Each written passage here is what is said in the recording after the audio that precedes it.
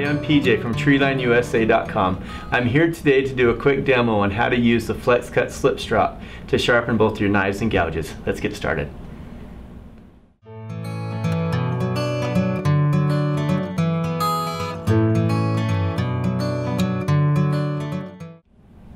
The Flexcut slip strop comes with a couple different things. So it comes with the basswood block that has leather on a couple different faces, and then also the polishing compound. And anytime that you're using this, you want to make sure that you're rubbing the polishing compound on whatever surface that you're using.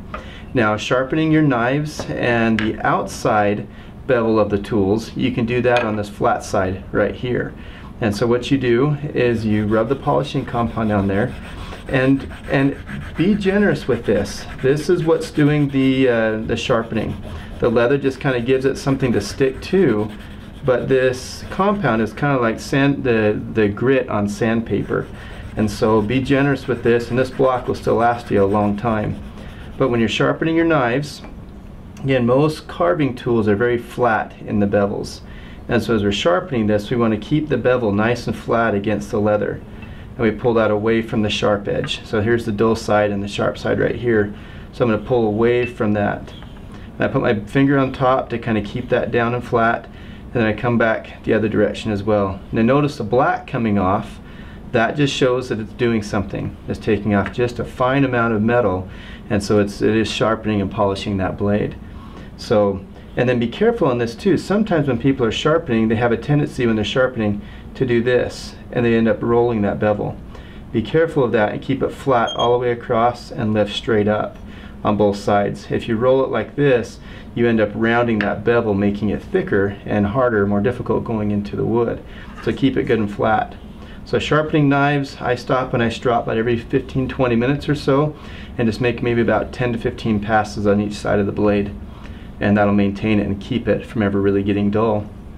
On gouges, that's where this slip strop really shines, because you can sharpen the outside bevel of the tool. Again, we've already rubbed polishing compound on there, and it's important to keep that bevel good and flat. So if that bevel's flat against here, I've got the right angle. If I'm down here too far, I'm not quite getting the tip, and if I'm up here too high, I'm rounding it over or creating a secondary bevel. So I want to try to keep that as flat as possible through here. So then as I'm sharpening, I'm just coming back and forth. Now as you sharpen, you can look at the width of your mark, and if that's about the same width as the bevel, then you should be pretty close to the right angle. If it's really skinny, you might be at the wrong angle. So another way to test that too is to grab like a Sharpie marker and mark on your bevel, and that'll tell you really quickly if you're sharpening at the right angle or not. So I'm going to intentionally do it wrong. So you can see here we have black right up towards the tip and not back here. So that means I need to raise it up just a little bit higher as I'm sharpening to ensure that I'm making a good pass with it. Now you see it all came off. There's a little bit left right here, so I probably need to start just a little bit higher. But again, that Sharpie marker trick is a great way to kind of ensure that you're getting at the right bevel. But make about 10-15 passes on this, and then flip it over, and on the profile it fits best, rub your polishing compound on there again. And again, this is the grit, or this is the abrasive that's actually doing the sharpening. And all we're doing is knocking off any kind of burr or burr that may have been created on the inside when we were sharpening the outside bevel of the tool. So usually only just a couple passes are required on this. But you see that that'll fit right down on there. And if it's not perfect, then you can kind of pull it to one side and then pull it to the other side and work way back. So what's nice about the slip strop is you can use it with several different brands of tools and just find the appropriate profile to work with. So that's on a gouge there. On a V tool, for most people that's the trickiest gouge to sharpen, or trickiest tool to sharpen in your bag, because you have three different profiles. You have the flat, and this kind of rounded part right here on the back. So as you're sharpening this, what I do is I take it, hold it flat against that bevel, and pull it straight backwards. And do that, again, maybe you're 5 to 10 times, flip it on the other side, and sharpen the other side of that bevel. Now, sharpening this part right here in the middle, there's a lot of different opinions on out there on the market on what to do.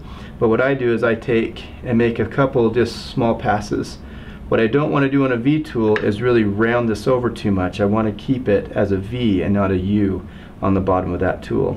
So I just make a couple small passes and then flip it over onto the profile that it fits best and rub some polishing compound onto it, and then take and knock out any kind of burr that's created. What makes the slip strop so handy is you can see that it gets right to the point, right to the tip of that tool, and where sometimes you might have a little bit of a burr hung up in there, and you always get it where it's tearing the wood out rather than cutting good and clean and sharp. So make a few passes on that, and again you're back to carving again. The last one I'll show you is on a little bit more open tool. Same idea, we just polish it back and forth. And again, do that often, every 15-20 minutes or so. And then what you can do is you can take it on this flatter piece of leather, which has just a slight dome to it. So it works better with profiles that just have a slight curve like a number 3 or number 5. And with that you can take and knock off any kind of burr that's created on that. But it has several different profiles in there, including a real micro one, several different U's, V's, and sometimes what you can do is you can make your own little cut in this. So you can take a small gouge, like a little micro tool, cut up into the basswood here, rub the polishing compound into it, and then take your tool and pull straight backwards. And now wherever you made that cut, that's going to be the exact same shape as your profile here. And then you can flip it over and knock out the burr. So there's a little bit of room in there for some of the smaller gouges you might have. But the slip strop is just incredibly handy for sharpening all your knives and most of your gouges and V tools. I hope this video has been helpful showing you how to use the Flexcut slip strop. There are a lot of different sharpening supplies on the market. There's a lot of different strops, but the Flexcut slip strop really does work. So to purchase your strop or other sharpening supplies, visit us at treelineusa.com. And for more videos like this, please click to subscribe to our YouTube channel. Thanks so much for watching.